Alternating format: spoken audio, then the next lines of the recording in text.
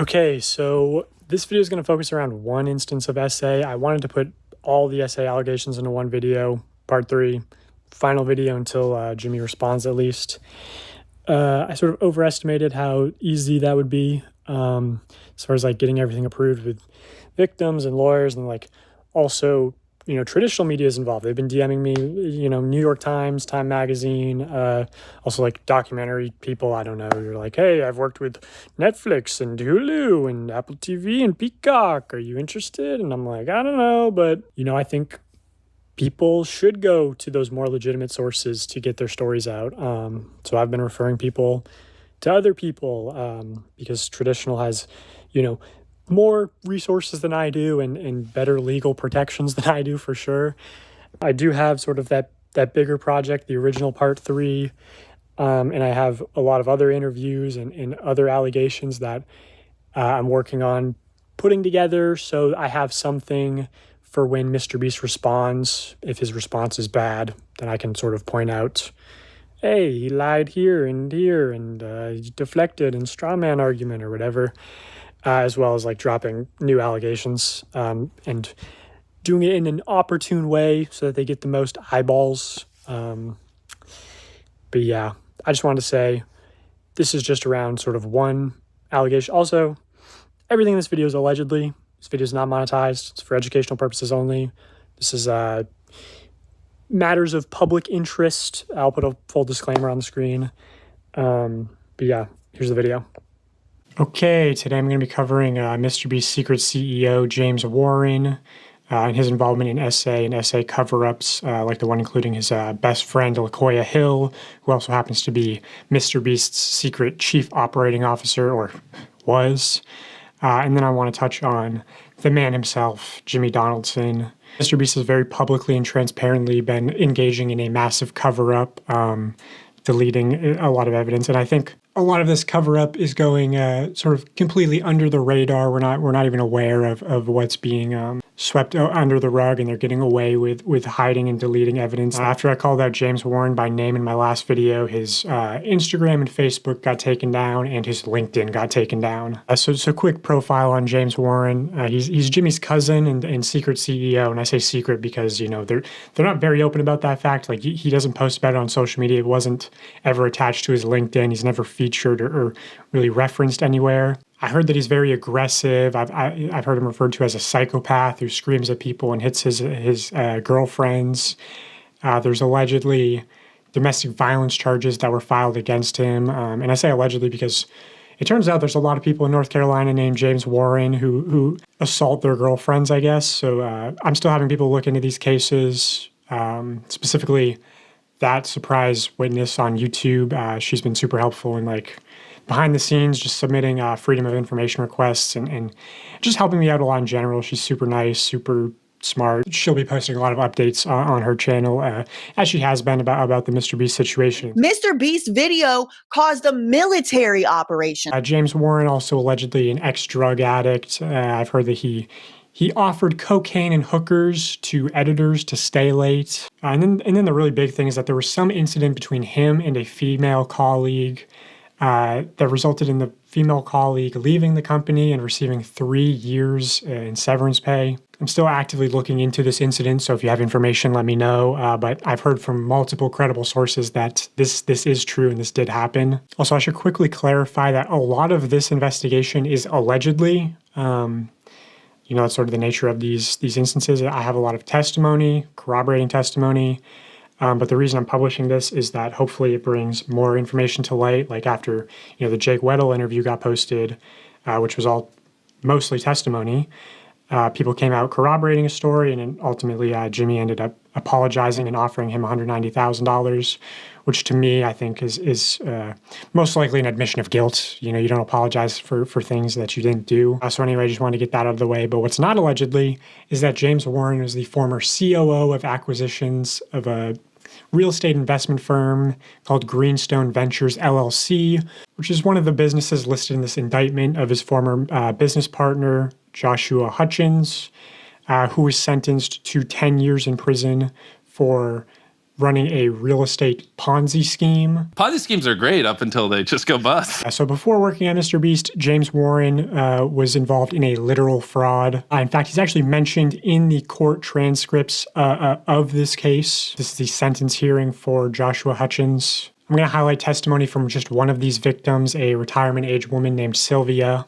She testifies, "I came to know Mr. Hutchins through a very reputable and successful real estate attorney who highly recommended Mr. Hutchins and who eventually left his agency to become the chief operating officer of Mr. Hutchins' investment firm." The chief operating officer of Mr. Hutchins' investment firm. She explains that the reason she trusted Mr. Hutchins was through the strong recommendation and endorsement from that very reputable and successful real estate agent. He represented Mr. Hutchins as highly competent and capable. He presented a successful track record and how Mr. Hutchins had delivered for other investments. On the next page, page 16, she testifies, "My trust was and has been severely violated.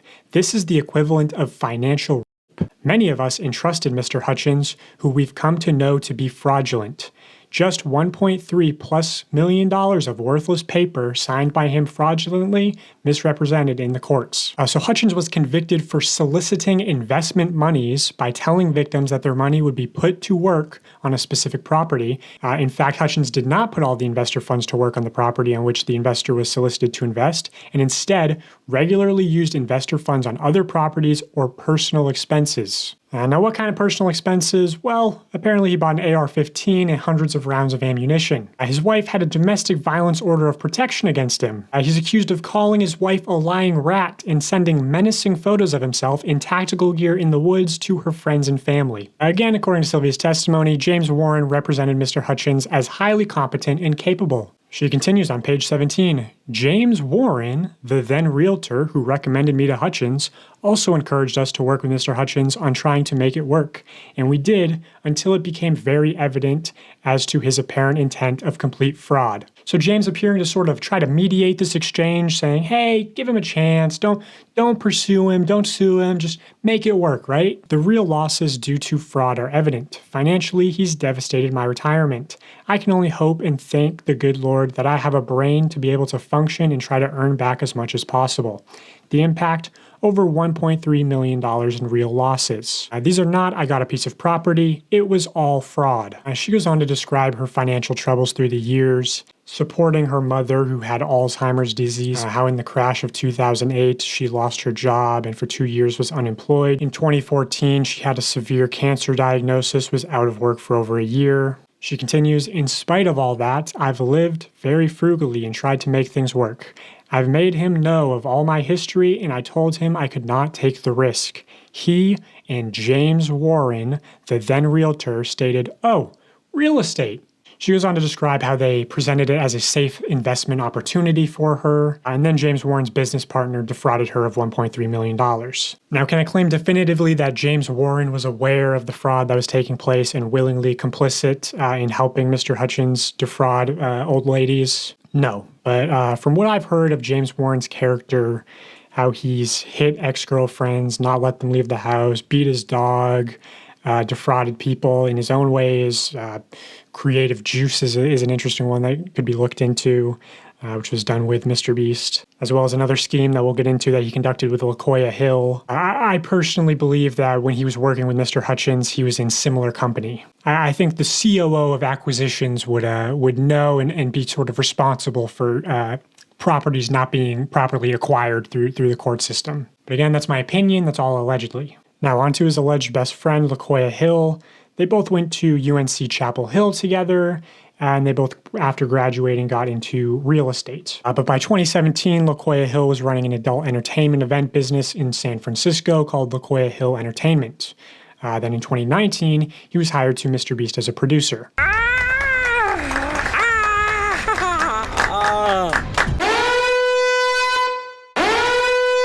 Our party evolved into this place where, you have the drag queens, the muscle daddies, the bears, the twinks, the posh boys. Now, I'm all for personal freedoms. I believe adults should be able to do whatever they want. However, I question what qualified the sort of go-go dance drag daddy of San Francisco for a job producing YouTube content for children. Well, it'd also be weird if MrBeast hired Johnny Sins as the janitor, I guess. It's not the real issue, though. The issue is that in late 2021, he was allegedly fired for sexually assaulting his assistant. Now, I put fired in quotation marks because he was actually quietly moved to the dubbing company, which was Unilingo at the time. Here is proof that he used the LaKoya at unilingo.tv email, links back to him, links to these photos, one of which was the profile picture for his YouTube channel, which also after my first video, his YouTube channel mysteriously got deleted. And at some point, his Twitter also got deleted. I don't know if that's when he sexually assaulted his assistant. I don't know if that's after my first video got posted. Either way, Booty Call Wednesdays are canceled. He was actually brought back to MrBeast in 2023 after sexually assaulting his assistant prior and promoted to Chief Financial Officer, which is how I personally was introduced to him. Here's some evidence from the internal Slack channel at MrBeast showing LaKoya Hill acting in some COO capacity, saying there's news reporters outside, do not engage with them. This was shortly after the Time magazine article came out. So here I have a document showing testimony from former MrBeast employees talking about LaKoya Hill. And when I say verified former MrBeast employee, I had them send some form of proof. I know who some of these people are. They just want to remain anonymous, but I'm willing to share this with like an independent third party if it needs to happen. Personally, I don't think MrBeast is going to deny sort of this LaKoya Hill story that I'm going to show you. But here's the first testimony, and I'll say this person is especially credible in my opinion. I asked them, did you see or hear of any sexual misconduct at the company? They say, yes, LaKoya Hill, the current COO. In 2021, he had an assistant named victim's name. I heard LaKoya acted very inappropriately with victim, booking hotel rooms with only one bed, walking around in his underwear, having victim come to his house and showing him his sex toy collection. Just in general, LaKoya made victim uncomfortable. Victim started complaining to higher-ups and a report got written. LaKoya was put on paid leave for like a month. Then MrBeast moved him to the dubbing company and he was hired back in 2023 and was promoted to COO, even though Jimmy, James, and Sue 100% know his history. Also, I heard that when victim was let go, he was given $30,000 in severance. I could get you victim's number. I don't know if he'd talk.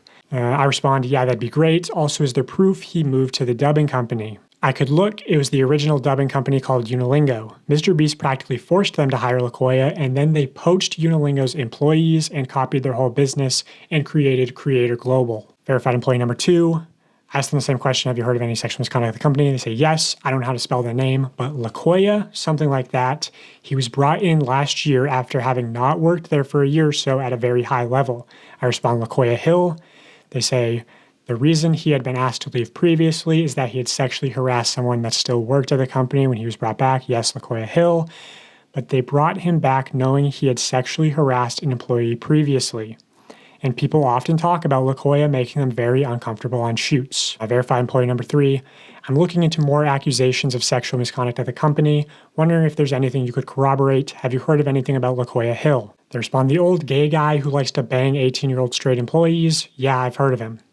Anything non-consensual to your knowledge? I heard he got in trouble for hooking up with his 18-year-old straight assistant, but the company kept it quiet from what I heard. He's a producer and worked in the adult entertainment before MrBeast. Yeah, LaKoya Hill Entertainment. I heard he was fired for sexual harassment, then brought back a year later. That's what I heard too. Employee number 4. Do you know who LaKoya Hill is? Yes. And you're aware of the case that has been covered up for some time. Explain. Essayed multiple people, apparently roofied multiple people as well. Verified employee number 5. I'll also say this person is especially credible, but they worked there a while ago, like 2020, 2021, around then. Okay, few things. LaKoya sexually assaulted his assistant who was straight and LaKoya was gay. You probably already know that. But James is best friends with him, so holy shit was that surprising that they kept him around way longer than they should have. There were reports of him making the assistant sleep in the same room/bed with him on trips, touching him inappropriately, and dangling his job in front of him. Employee number 6, did you hear anything about LaKoya Hill? I heard that incident happened. I heard they let him go, and I heard they brought him back and just put him in a different department. And I don't know, but I think he's working there again. Now, recently, MrBeast has let LaKoya Hill go. They had this sort of leaked email where they say, therefore, along with Jeff Hausenbold, our new president and COO, right? Alluding to the fact that LaKoya Hill is no longer working there. Now, I have been open with MrBeast about the fact that I was going to cover LaQuia Hill. This is a single frame in my first video where I reference LaQuia. He's also in my Twitter header. And I've also just told people who work at MrBeast that they have to let LaQuia Hill go. So they did what I wanted and let him go, right? Well, just on a whim, I decided to look into the Creator Global LinkedIn, and it had gone private to where everyone just shows up as a LinkedIn member, right? But I saw this, L, LinkedIn member, president at Creator Global. I thought, you know what, that's a little suspicious. So I reached out to one of my connections close to MrBeast and I said, hey, can you look into this account for me? Because sometimes if you have connections, you can see private LinkedIn accounts. And this is what they saw. LaQuia Hill, listed as the current president at Creator Global. No work history between graduating UNC in May 2001 and becoming the president at Creator Global in 2024. Dude, this is like the 3-cup game where you gotta like keep track of the pets and races as MrBeast just moves them between companies. They just sort of kept moving them around. You know, like those killer whales at SeaWorld, after it kills a trainer, they'll then move it up to Seattle. They don't give them their background. Which I heard, you know, MrBeast or James Warren forced Unilingo to hire LaQuia as sort of part of their partnership without, you know, sending them the report on his alleged sexual misconduct at the company. I also have a voice memo from James Warren showing that they told Unilingo to process a $28,000 bonus for LaQuia, which there's definitely something suspicious going on with that. Hey buddy, it's James. Sorry to be bothering you. I've done my absolute best not to bother you. But LaQuia had presented a bunch of stuff to me and Jimmy a little bit ago. All really great stuff. But he had asked me and Jimmy personally, he's like, hey, you know, can I have a $28,000 bonus for work I did in the past? And I'm like, yeah, of course, man. And the reason for that is I had brought him up to my level, and I don't take bonuses. So for like 2 years, he didn't get any bonuses when our guys were getting like crazy percentage bonuses. I need a favor. Sue cannot process this bonus through Beast. I need a solid. Can you please process a $28K bonus for LaQuia? Let me know. Bye. And then they used LaQuia to try to steal Unilingo's business, poach their employees, take their clients, and then MrBeast launched Creator Global, where LaQuia Hill is currently listed as the president. So that's LaQuia Hill. And that's just what I can put on the record. I will say that if MrBeast tries to deny this, more evidence will be brought to light, and more people will definitely come out defending me, saying, hey, this is true, these allegations are true. This is all true, allegedly, in my opinion, for legal reasons. Okay, now let's move on to the man himself, Jimmy Donaldson. First, I'll show this testimony from another former MrBeast employee, just to show sort of the work culture, especially from a female's perspective. She says, on my very first day, I was told to avoid being alone in a room with certain people in positions of power. At least once a week, I was subjugated to inappropriate questions and conversations. Once a male coworker asked me what I would do if Jimmy assaulted or harassed me. On another occasion, this same coworker said it wasn't fair that women could just decide a past sexual encounter wasn't consensual. Many of the men I worked with would make assault and pedophilia jokes on a daily basis. They would scream and hit walls when they got upset. The minute any woman leaves a room, they would talk about if/how they would fuck her. I've heard men comment on female contestants' bodies many times. Not everyone behaves this way, but no one openly speaks out against it in fear of losing their job.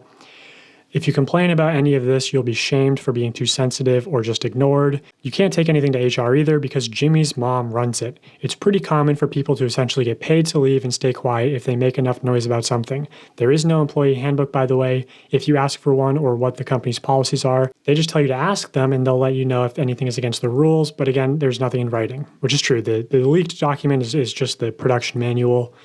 Not given to all employees. Here's another testimony. This person will go on the record. This is Jess, who accused Ava Chris Tyson of sexual assault. I think her case has been sort of mostly ignored because she wasn't a minor when it happened. But she was a MrBeast employee, and you can see in her evidence, in her communications with the company, the clear signs of a cover-up. You can see them like threatening her with legal action and emails and saying like, oh, we're going to have a law firm investigate this. Well, they had one firm do an internal investigation, McGuire Woods LLP, the same law firm that sent me my first cease and desist. But then they hired, I guess, Harvey Weinstein's legal team, allegedly, to re-review everything. So I guess they weren't happy with the results of the first internal investigation. Also, yeah, this new law firm, Quinn Emanuel, MrBeast has worked with them previously, allegedly, to internally investigate LaQuia Hill's sexual misconduct. So why don't you make that report public, Jimmy? Anyway, here's Jess's testimony. I only hung out with Jimmy a handful of times, but he definitely was a little more reserved around me because I wasn't a part of his inner circle, or the boys club as it's called. I did hear Jimmy straight up say that the guy making a documentary on him right now has footage of him saying stuff that would absolutely get him canceled. It's just a well-known thing the boys club is misogynistic and looks down on women in the company despite what they might say publicly. Behind closed doors, the women in the company know that the culture is a problem. I have heard multiple stories of Jimmy being directly informed of SA happening at the company and proactively working to keep it quiet. So Jess directly implicating Jimmy in the SA cover-ups. LaKoya with an 18-year-old straight assistant, so she's one of the people corroborating that story. Ava told Jimmy about a time she was essayed by another talent member on a private jet, and talent members / employees making advances towards contestants was a regular occurrence. The reason all of this was able to happen for so long is because Jimmy is deeply misogynistic and only respects what he considers to be traditional women. He pushed those values into the company when he created it, and it resulted in several SA allegations we know about, and probably a lot more we don't know yet. Which I will say, a lot of the SA allegations are still not public. Like, man, just fire James Warren and LaKoya Hill. Fire them, don't just move them around. Or I'm going to start dropping nukes. Anyway, I'm going to move Maddie Spadell away from all this. I just want to touch on this briefly. So Maddie Spadell, who's MrBeast's very public ex-girlfriend of 2.5 years, posted this on her Instagram story. She doesn't mention Jimmy by name. It's sort of vague. I think probably either because she's under an NDA or maybe she's just testing the waters to see how people respond before sharing more information. But also it's like not that vague if you have reading comprehension and can read context clues. She says she spent years being quiet, never acknowledging that time in her life. 19 to 21 are formative years. Impacted how she saw herself and how she trusted men. Months of therapy. She says how he treats other women will ultimately be how he treats you.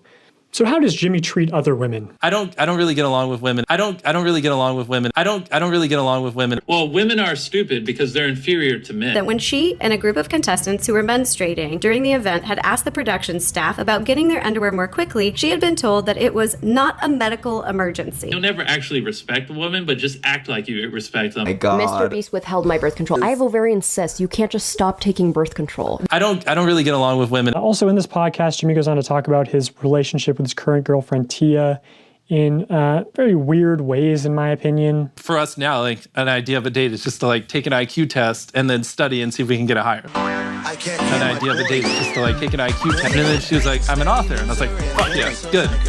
She has a hobby. And then I just DM'd her. I was like, oh, so your book, can I read it? She sent it over, read the whole book, and it was just like acting like it was the greatest book ever. I don't really get along with women. It's all of our jobs to protect our friends, our moms, our wives, our sisters, our daughters, ourselves from people like that. That's a pretty clear statement, if you ask me. Now, I almost feel like there's been a campaign against Maddie Spadell to discredit her before she's even shared any information. A lot of like clout chaser and gold digger allegations. I'll say this is also from that Rolling Stone article. They referenced the breakup. The reporter says, Maddie Spadell, who's appeared in a handful of videos, those in MrBeast's inner circle told me that Spadell had been a positive influence, forcing Donaldson to prioritize work-life balance more. Donaldson did not want to comment on the record about the breakup, citing Spadell's privacy, yet Chris Tyson, says Donaldson's singular focus on work was a major contributing factor. I think that's what he's going to be looking for next. Somebody who can match his obsession with business and money and all that kind of stuff. So not a bad word to be said about Maddie Spadell from Jimmy or the people in his inner circle, which is pretty unusual of an ex-girlfriend. I'll show some of the brain dead media coverage headed by Cuckstar and his news organization Drama Alert. So here's just one of his many posts about Maddie. Thread of every time MrBeast's ex-girlfriend allegedly shaded him, downplaying the clout-chasing claims against her. So let's see this extensive thread. One post of a TikTok where she says she was traumatized at 19. Why do you think that's about Jimmy, Keemstar? Allegedly complaining about MrBeast fans. This is her most popular TikTok period with over 6.5 million views and was posted last year. And then Drama Alert goes on to give one more example. And that's the end of the thread. So see, her most popular TikTok seems to be alluding to her relationship with MrBeast. And then she has hundreds of more TikToks where she never even tried to recreate the success of that first TikTok, right? Like if I'm her social media manager, I'm telling her, hey, post about Jimmy more. And she obviously knows that if she did that, she would get more views, and yet she doesn't do it. Hundreds of TikToks, about 30 of them are about Taylor Swift, maybe 3 are about her ex-boyfriend of 2.5 years, which for a Swiftie, it's extremely, extremely low to post only 3 times about your ex-boyfriend who's now incredibly famous. So if she was clout chasing, she's doing a horrible job at it. Now, Drama Alert, on the other hand, has posted more times in the past month about Maddie Spadell than Maddie Spadell has ever posted about MrBeast. So I just wanted to address that because I think MrBeast knows Maddie has nukes against him and he's trying to discredit her.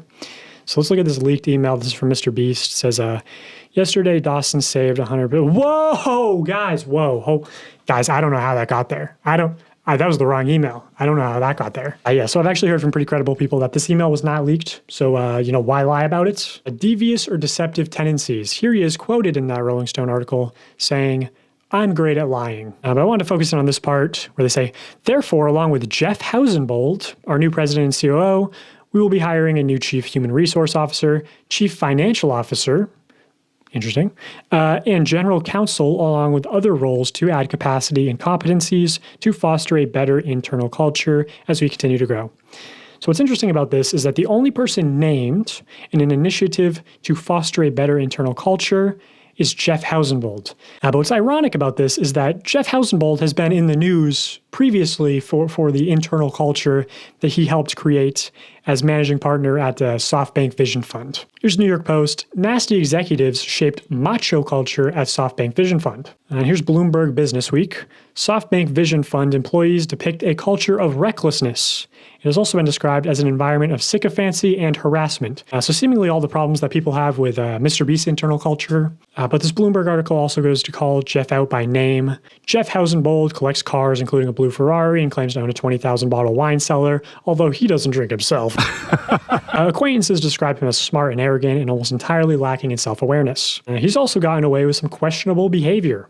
In a discussion about whether to invest in the stationary bike startup Peloton in 2017, according to 2 people who were in the meeting, Hausenbold opined that its exercise equipment appealed in part to men who masturbated to its workout videos.